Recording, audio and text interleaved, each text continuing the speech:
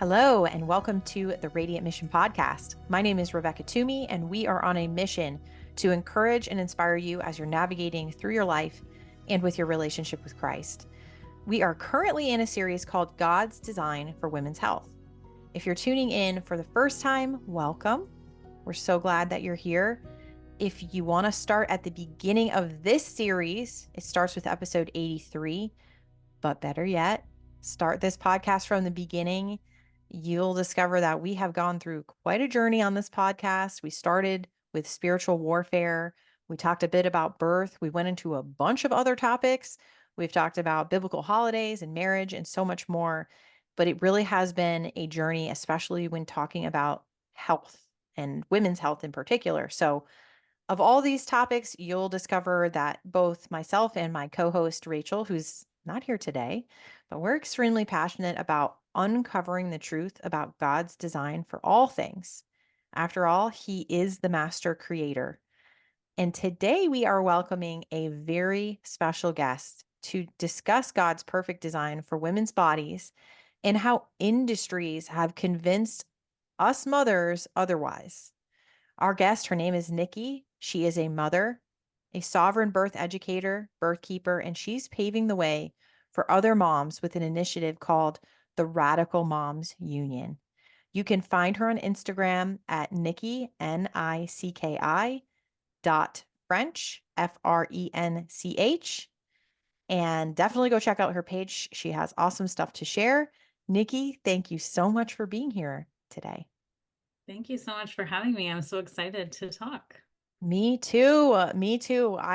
We were just chatting before we started recording about, just birth stuff that you and I have talked about and kind of how I discovered you, and this conversation really started around the Radical Moms Union because you're doing some pretty awesome stuff with that. But before we get into it, we're going to talk, guys, about a lot of predatory marketing tactics, or you might refer to it as manipulative or disembodying. So it's going to be a great conversation. I'm looking forward to it. But Nicki, could you start us off with sharing a little bit more about you and why you have a passion for what we're talking about today? Yeah, for sure. My oldest just turned 5, my oldest son, earlier this week. Happy birthday. Yeah. Yeah, so I have 3 kids. My oldest is 5, my middle is 3.5, and my baby is 1.5, and I'm also pregnant. And yeah, I felt like motherhood really radicalized me. That was one question when I was first joining Radical Moms Union and our campaign over the summer last year, um, was, what radicalized you? Because I think especially as moms, going through that initiation into motherhood, whether it's our first time being initiated or our fourth time or whatever, um, it's really potent that our choices really matter now. There are really lasting impacts. And oh my gosh, how do I want to give birth? And of course I want to breastfeed, but what does that really look like? And it's Mhm. all just really big. It's a huge initiation. So I felt like for me, having children and mothering outside of all of these societal norms um, was really radicalizing and really grounded me into who I am and solidified the choices that I make for my family. Mhm. So joining Radical Moms Union for their campaign, which I'll just mention briefly, Yeah, tell us about that. was targeting the formula company Bobbie in particular, because while it's nothing new that formula Mhm. companies have been marketing and lying to the public and using, really bad ingredients in their products and framing it as just as good as breast milk. Like none of these things are new, but it was kind of like a new shiny version with Bobbie. Mhm. They were one of the first companies, like, you don't really see ads from Similac or Enfamil with like the power mom, or like the gay dad. Like it was just this kind of like new shiny version of Mm, marketing. Um, interesting. and so, the one comparison I heard when I was first joining was like Similac is like granny panties and like Bobbie's lingerie. Like it's like, oh, it's new, it's spicy. because they're talking about mom's mental health, and they're, highlighting how hard mothering is. And their their angle was kind of, sure, breast milk might be superior. One of their whole angles is this idea of combo feeding, which is just marketing language for breastfeeding less. Mm-hmm. Is the idea that you could have the best of both worlds. You could breastfeed and also, gain your autonomy and get more sleep and have time for yourself. And like, they're framing breast milk as maybe superior, yeah, but breastfeeding as inferior, and Mm. breastfeeding as oppressive and in opposition to your career and your mental health and your sleep, and breastfeeding advocates as being very judgmental. So they came out swinging. And actually, I'll take it back a year, August of 22, they launched on World Breastfeeding Day, which is the start of World Breastfeeding Week, which is the first week of August, um, a big banner with like all of these different kind of family dynamics, um, of parents giving their children a bottle. And it says, "How's breastfeeding going?" with the word breast slashed out on World Breastfeeding Day. Like they're like very out there, very brazen about how Wow. uh, incompatible they see breastfeeding as being with, what they would call parenting, to try to be very neutral and inclusive, but really what they mean is incompatible with mothering. Mm-hmm. Um, and so that was, of course, very upsetting, for for the women who understand how important breastfeeding is. Mm-hmm. And so, yeah, Radical Moms Union, that's Natasha and Andrea, they co-write the Substack, Radical Moms Union. So they gathered hundreds of women to have a virtual nurse in on Bobbie, on World Breastfeeding Day last year. So in response to their campaign a year later. Um, Tell us what that means. What was the virtual nurse in? Yeah, so it was literally pictures of us nursing our babies. And I don't show my kids' faces on social media, so it was kind of from the back of my son nursing. And people used old pictures if they were done nursing, or they used their sisters if they didn't have kids, or anybody who was involved in the movement. Mm-hmm. Um, and we all posted pictures of us nursing and tagged Bobbie and used hashtag back off Bobbie, and tried to get the message across, like, you've crossed the line over from, because one of the things is that their formula is organic, right? They use better ingredients, they use palm oil, but they're not framing it as better than other formulas. They're framing it as better than breastfeeding. Mm-hmm. Like they're competing with breastfeeding, they're not competing with another formula. Mm-hmm. Because you don't see Coca-Cola coming out and being like, what's really sucky is water. Like they say, we're better than the leading competitor. Um, but that's not how Bobbie operates. They Mm-hmm. are, yeah, competing with breastfeeding. Yeah. So let's take this conversation back a little bit of a level. I'd like for us to talk a little bit about how God designed women's bodies to function for breastfeeding. We were designed clearly by the Lord to grow a baby inside of our womb. And when we birth that baby, or actually even before we birth the baby, we already have milk. And the baby comes out, and he created these two things right here on our chests to feed the baby with. And our breast milk is so wise that it knows when and how to create the right composition for that baby that just came out, with all of the different aspects that come along with that. And that is why this is so threatening to Mhm. us as mothers, that a company would come in and say that any product could possibly be as good as what God created from our bodies. So I'd love it Mhm. if you could talk a little bit more about the benefits of breastfeeding, maybe even some of your own experiences, if that makes sense. But just why is it so important for women listening to understand how and why breast milk is not the same as formula, even organic? Yeah, I mean, there are certainly benefits, of course, they've been very well documented, from the gut microbiome and immune function, to, white blood cells. There's millions of white blood cells in breast milk. Like you said, it changes because of the biofeedback. For people who don't know, a bit of your baby's saliva actually goes back up into your body and tells your body what kind of milk that baby needs. So maybe they have a fever, or they're teething, or they just got hurt and they need, some stem cells to come in and repair that. So of course there are so many benefits to it. Reduced risk of breast cancer and ovarian cancer for the mother. So it's not just benefits for the baby. And also benefits that have nothing to do with the composition of breast milk, but emotional intelligence that you're building by bringing your baby close to your heart. You're making eye contact, which of course you could do all those things with bottle feeding, but it's all part of the same continuum of pregnancy. Like you said, it's designed to be another expression of mother baby. So that's one word Mm-hmm. we use a Mm-hmm. lot in this Radical Moms Union campaign, is this idea of mother and baby being one unit. Mm-hmm. And anything that comes in to kind of sever that.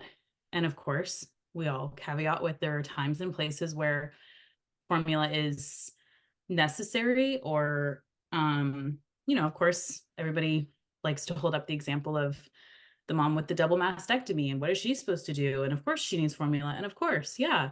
Mm-hmm. And there are lots of other reasons why people choose to use it, and that doesn't make it the same, right? Sure. Like, So this isn't, and to be clear for those listening, this isn't an attack on using formula. That's right. not what this conversation is about. There is a time and place for some women to use formula, to supplement with formula. What we want to talk about and point out with what's going on with Bobbie and some of these other companies is they separate us mentally from breastfeeding with this dirty marketing.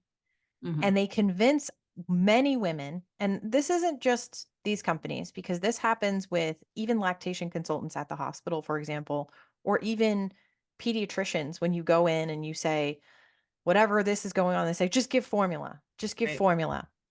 There is a mom that I know who every single time something went on with her baby after she had her baby, the answer was, oh, just supplement with some formula for a little while.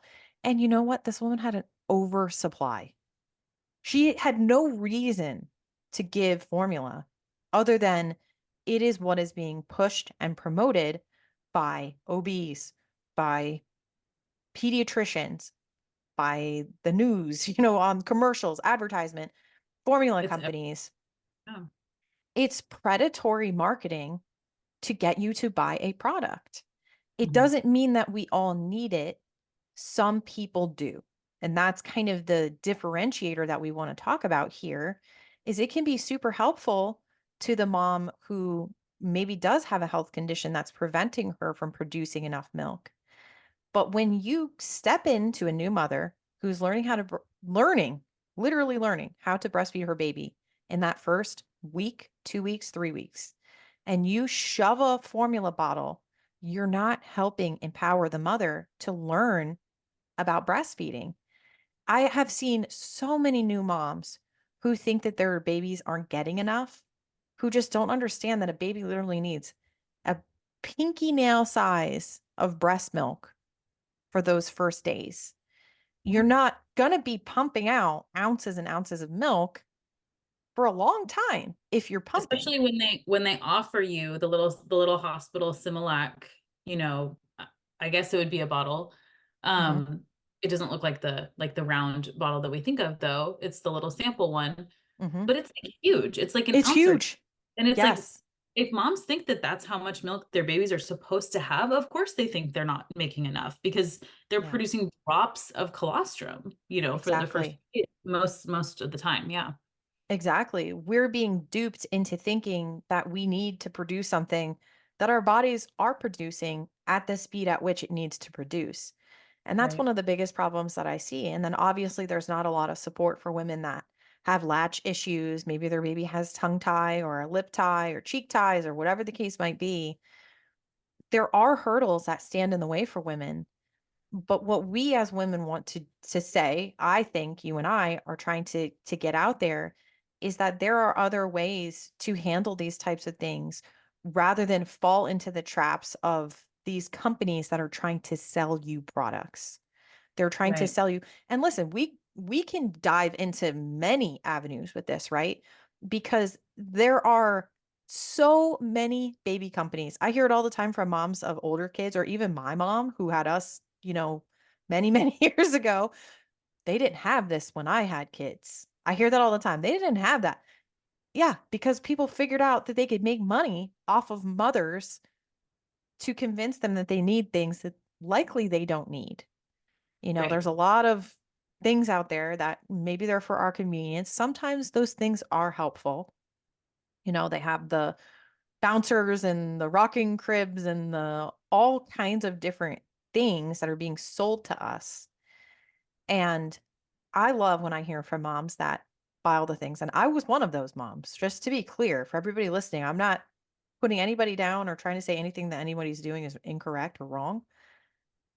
I had the biggest registry you could ever imagine. I think I had over 300 items on my registry. It was crazy. And I'm like, I don't know what I need. So I'm just going to put everything on there. So I had, you know, every bunch of different swings and bouncers and this and that and every little thing. And there was so much stuff I didn't use Yeah. because I didn't really need it at the end of the day. All baby needs is mom with no shirt on. Yeah. The baby with no clothes on. We just went and spent thousands of dollars on clothes. The baby doesn't even need clothes. Just put the baby in a diaper, hold it against you for like a month, and you're good. That's all you need. What you need is like a freezer full of meals and a Yep. weekly house cleaner There you go. and time your husband to take time off work and or you to take if you're going back to work or whatever the dynamic is, like that's real support. You need the family that just spent hundreds on your bouncers and swings maybe could have funded lactation support if you were interested in breastfeeding and you're coming up against some challenges. And like one other thing Absolutely. you said was kind of separating the choice to use formula or the seeing it as a necessity to use formula from a company that's marketing this product to you. One of the things Natasha from Radical Moms Union says is to the effect of like, we should be able to make our mothering decisions, our parenting decisions free of corporate influence. Mm, And like, it shouldn't be corporations coming at you saying, you need this thing, you need this thing, you need this thing that, oh, by the way, we're going to profit off of. Like, it should be, I'm making this decision because I'm making this decision, not because you're telling me that breastfeeding is going to give me postpartum depression, which by the way, they tell women that, they mm. on their blog, it's called Milk Drunk, which there are all kinds of issues around them calling their product milk, you know? They're not That's supposed to do it true. That's per not the really milk. And also, yeah, per the World that's Health Organization, they're not actually allowed to call it milk because it's not milk. They're supposed to call it milk substitute or whatever. mhm, mhm. But yeah, in one of their articles, it was like combo feeding, which again is code for breastfeeding less than you are, or less than you ideally or optimally would be. It got me through postpartum depression and anxiety, implying that breastfeeding gives you postpartum depression or anxiety, which there's absolutely no scientific basis for whatsoever. And like, I had Mhm. postpartum depression after my first was born, and it had nothing to do with breastfeeding. Breastfeeding was actually the only thing that felt like I really, really want to do this. The only thing that made me feel in my body was breastfeeding, even though it was hard. Mhm.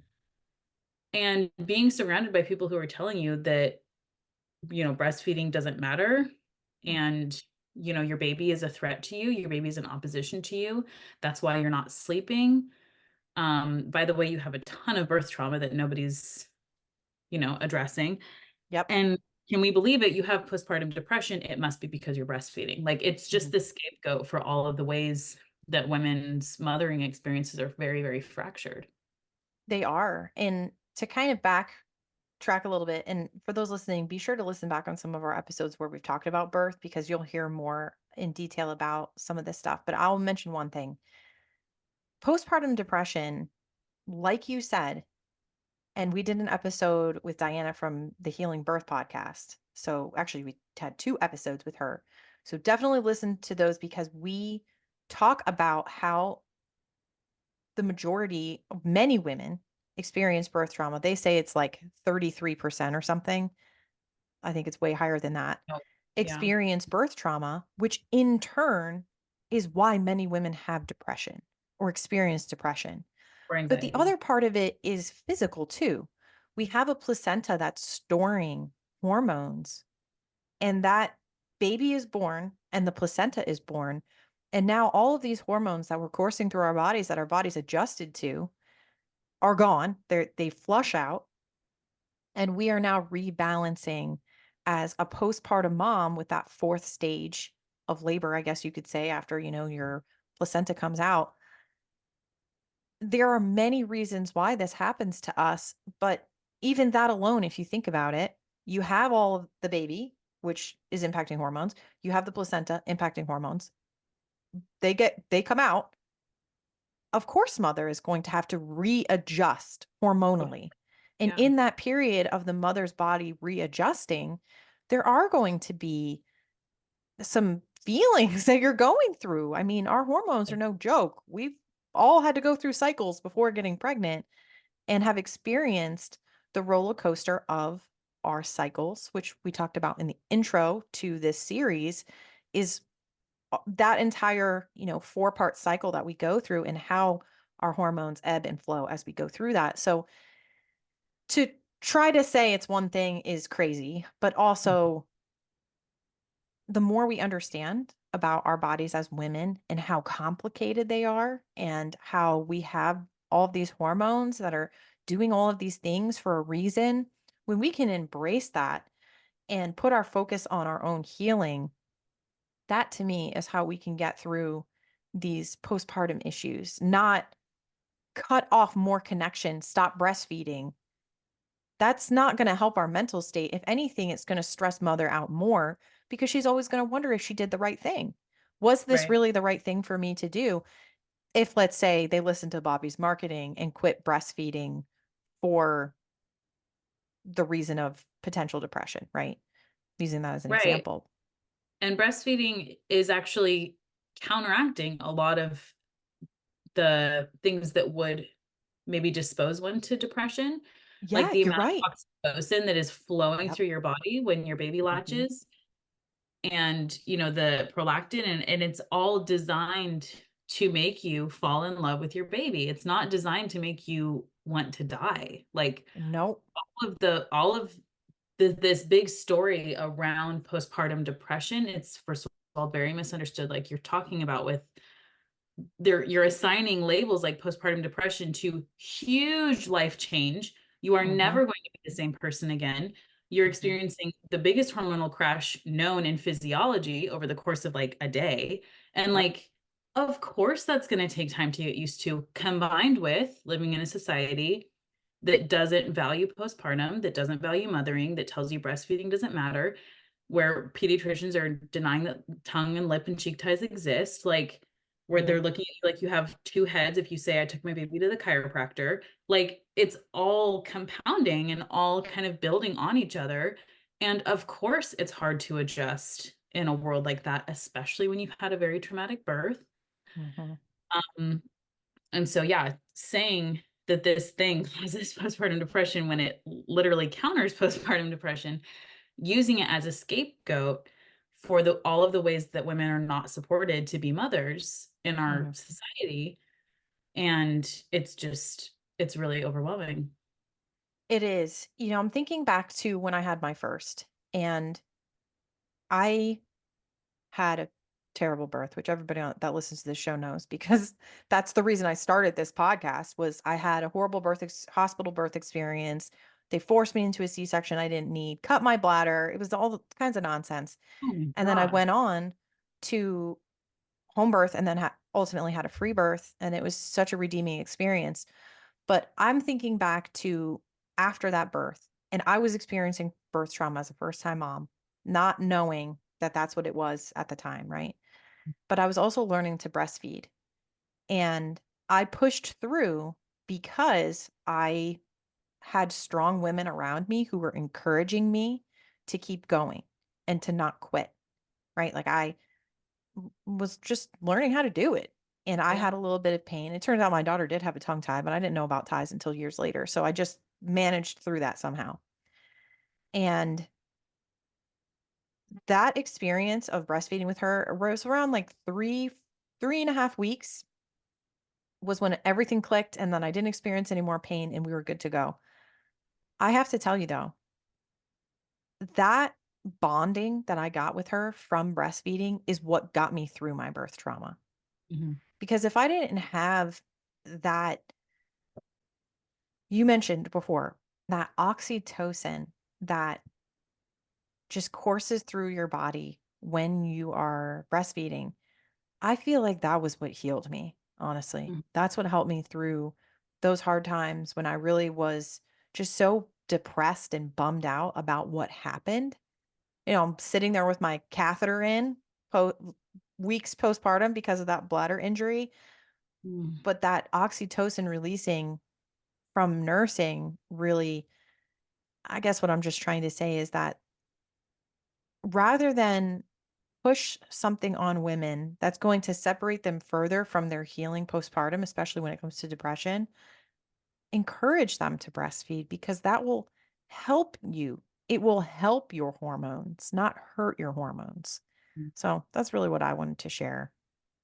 Yeah, and I also, it's important to differentiate between these ideas because formula is or offering formula is a response to breastfeeding challenges that are very real that women come up against, whether it is, tension in the mouth and jaw or a very, very fractured birth experience where they don't see their baby for hours or days and they didn't get the skin to skin. And now the nurse is telling you your milk hasn't come in. And like now you're supplementing and pumping and then you're up all night. And like, all of the things that women come up against, especially having very medicalized birth experiences, using formula is a response to those challenges, but it is not a solution to the challenges. It doesn't Mm, solve any aspect of breastfeeding. It's not going to make the breastfeeding better.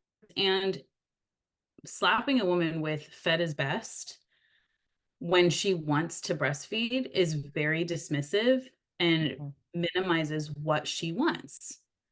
mhm, It doesn't change anything. It doesn't fix anything. All it is communicating is that breastfeeding doesn't matter. mhm. Yeah, And so I think people are trying to be helpful with fed is best. And even, if they internalize that idea for themselves, it's to hide from the pain that they weren't supported to breastfeed. Um, and so it's a very nuanced like phrase that I disagree with, that the idea that fed is best. But I think that people say it in an effort to make you feel better.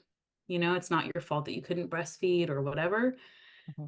But it's also very dismissive of a woman's desires to breastfeed and her like innate Absolutely. drive to breastfeed. Just like the Yeah. all that matters is that you had a healthy baby. It's like, yeah, and I was also assaulted in my birth and like given surgery for no reason or whatever it is, even if she doesn't have that articulate language yet, if she's still in the healing phase, but like it's not true that all that matters is that you have a healthy baby. It's not true. Yep. And that's the problem with these industries is that there is this savior mentality that permeates through all of it. It starts with us being in the birth space, right? Like they're just going to save us from all of our pain and problems. Give you an Right. epidural. And that's the thing that breaks my heart so much too. I know that there are really good hospital midwives and L&D nurses out there that do want to help mothers. But I've heard so many stories from doulas and doula friends of mine who've been in a birth where a mother does not want an epidural. She wants to have a natural birth, but then that fear gets to her, she can't manage the pain well, and she wants to cave. And then everyone around her is like, okay, let's save you. And we'll save you with this epidural, not understanding that they have now cut off the connection between the mother's mind and her body as she's birthing. Right. The And I solution went through to a lot this of things myself. is like, Yeah. yeah, right. The solution to a lot of those things is like less intervention, Like Mhm. fewer people, you guys need to back off. You guys need to stop putting your fingers inside of her. Like we need to scale this back, not Mhm. ramp it up. Right. Exactly. And I think that that's what we really do want to get across to listeners today is we want to be there for each other as women going through these experiences. When I was in my birthing time for my first, all I needed was for someone to encourage me and say, this is normal. What you're experiencing, this is it. And you can do it.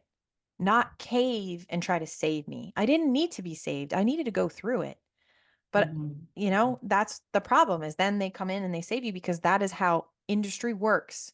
Because Right. then they can put you through that C-section and they can put all those line items on your bill and bump it up from 12K to 36K or whatever it is.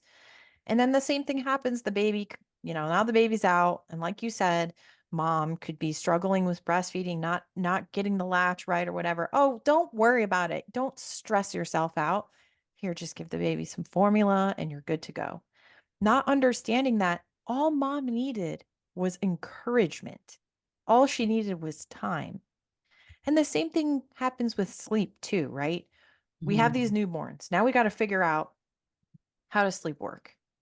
And instead of encouraging a mom that babies just are going to be babies, it's let's sell you a bunch of other stuff to help your baby sleep, be it sleep sacks or devices or whatever it is. And again, I am not coming at anybody because I have all of the things that we talked about earlier. I have it all and I've tried it all. And I'll tell you, my baby doesn't want anything more, all of my babies, than to be right up against me, skin to Mhm. skin, on the boob. That's the happiest you're going to find a little baby that wants to go to sleep. And how That's the how way often it's go ahead, go designed. ahead. It's Yeah. the way it's designed. Yeah. To keep mother and baby together. And how many ways could we think of that women and babies are separated? Like Hmm. Hmm. whether it's through these really traumatic birth experiences or through abortion or through this this story around breastfeeding that it's not good for you. Like that's really what it comes down to is that breastfeeding doesn't matter. Hmm. And what companies like Bobbie would go so far as to say is that it's actually harmful for you or just not worth it, you know? Yeah, we really have a convenience culture right now Yeah. that's kind of going on that we just want everything to be convenient. And I don't even know if I should get started on this whole women in the workplace thing because women are very duped by the feminist movement in thinking that it was about empowerment when really all it has done is disempower us. The governments wanted feminism because they wanted women to be in the workplace paying taxes. They Right. want money from us. They want us to be producing for them. When we're a mother, what are we producing for them? Maybe more workers, sure.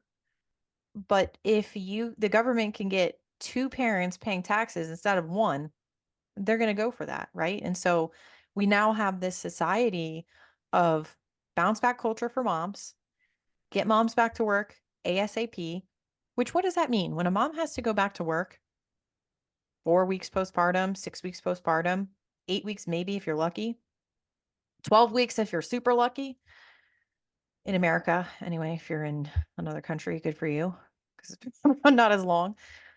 But what are we promoting here? You're going to have to do some of this stuff. If you don't just go straight to formula because that's what you've got to do to go back to work, maybe you're pumping, which now you're in that whole industry and you've got to buy all the stuff that's related to the pumping stuff. It's just this cycle, vicious cycle that I see happening. And it's so normalized now that even having this conversation, I can understand why you guys are calling it the Radical Moms Union because this is a radical conversation. Can you Mhm. imagine 200 years ago, this would talking the other stuff? Like we're countercultural right now, but 200 years ago, this was all normal. And now here we are in modern day talking over the internet. People are not doing any of these things that our bodies were designed to do because we live in a society that is based on products and product marketing. Mhm. Yeah, and one of the things you said was like when we're just having our babies, when we're just mothering, we're just living life. It's like, what are we contributing in their eyes, right? Maybe workers, but embodied mothers create kids that can't be controlled by these forces. Like, my kids don't think that it's normal, air quotes loosely normal, to have a baby in a hospital. Like that to them Mhm. is like, wait, what? Like we have our babies at home. Like, of course, Mhm. to them, of course you'd have your baby at home. And like, it's just, it's interesting that we, when we're just mothering and we're actually embodied, we create people that can't be controlled by these forces. Absolutely. I've got another question for you.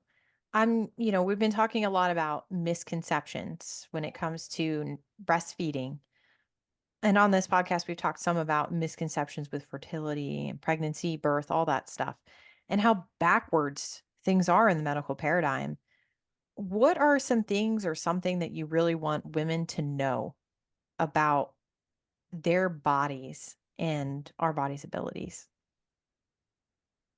Yeah, I mean, it's really important for women to know that the vast majority of birth emergencies are avoidable slash preventable or caused by interference.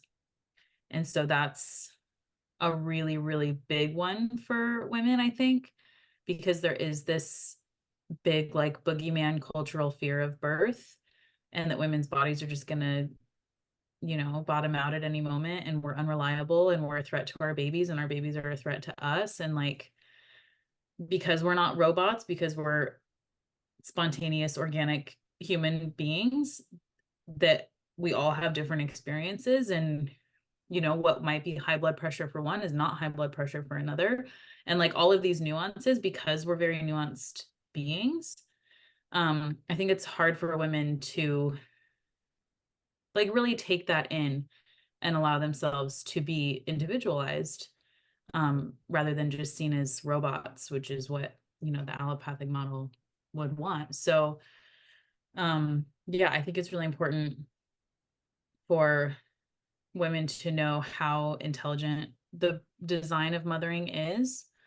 God chose to come to us through a mother, and it's not something that, is just this like ticking time bomb Mhm. of risk. And you could just die at any moment. It's like, yeah, we could die at any moment, just as beings on earth, like, Yeah, because this that's is our life. eternal home. Mhm. That's life. Death is a part of life. And but it is really important for women to know, if they are open to knowing, Mhm. that birth works incredibly well when it's allowed to.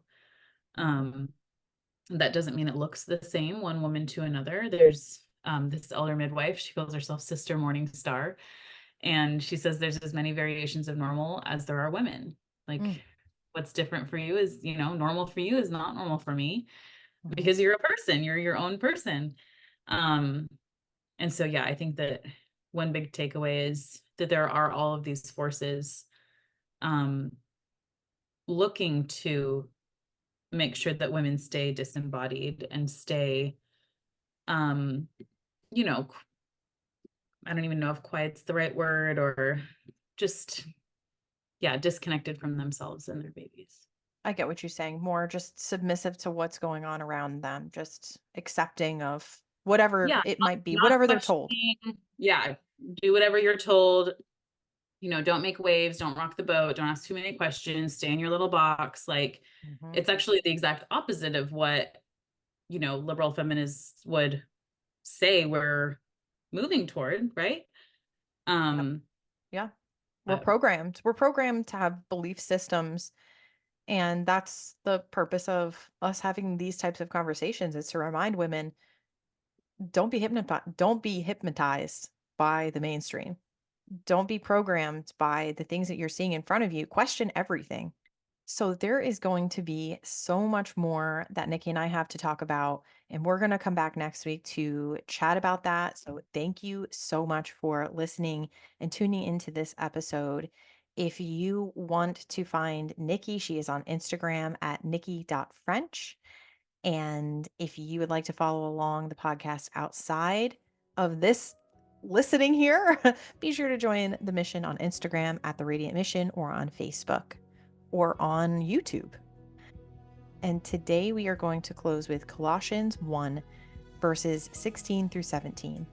For by him all things were created, in heaven and on earth, visible and invisible, whether thrones or dominions or rulers or authorities, all things were created through him and for him. And he is before all things, and in him all things hold together. We're wishing you a radiant week, and we'll see you next time. Bye, everyone.